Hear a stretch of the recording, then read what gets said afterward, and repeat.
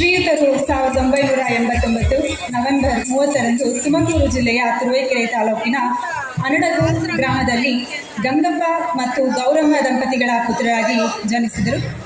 ಬಡತನದಲ್ಲೇ ತಮ್ಮ ವಿದ್ಯಾಭ್ಯಾಸವನ್ನು ಮುಗಿಸಿದರು. ಜೀವನೋಪಾಯಕ್ಕಾಗಿ ಟ್ಯಾಕ್ಸಿ ಚಾಲಕರಾಗಿದ್ದಂತಹ ಸಮಾಜದ ನೈಜ ಚಿತ್ರಣಗಳು ಅರ್ಥವಾಗಿ ನೊಂದರಿಗೆ ನೆರಳಾಗಲು ಸ್ನೇಹಿತರೊಂದಿಗೆ ಸೇರಿ ಜನಸ್ನೇಹಿ ಚಾರಿಟಬಲ್ ಟ್ರಸ್ಟ್ ಅನ್ನು ಪ್ರಾರಂಭಿಸಿದರು.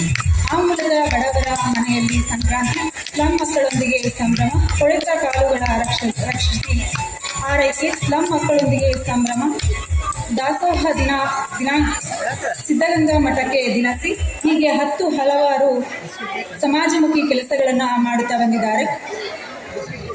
ಇವರಿಗೆ ದಸರಾ ಸಮಿತಿಯ ವತಿಯಿಂದ ಗೌರವ ಸಮರ್ಪಣೆ.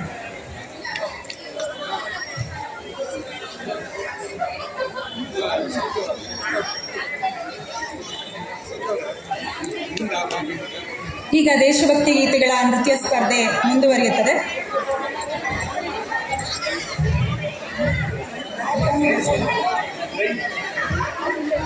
ಬಹುಮಾನ ಪಡೆದಂಥ 4 ತಂಡಗಳ ಮುಖ್ಯಸ್ಥರು ಮಾತ್ರ ವೇದಿಕೆ ಮೇಲೆ ಬರಬೇಕು.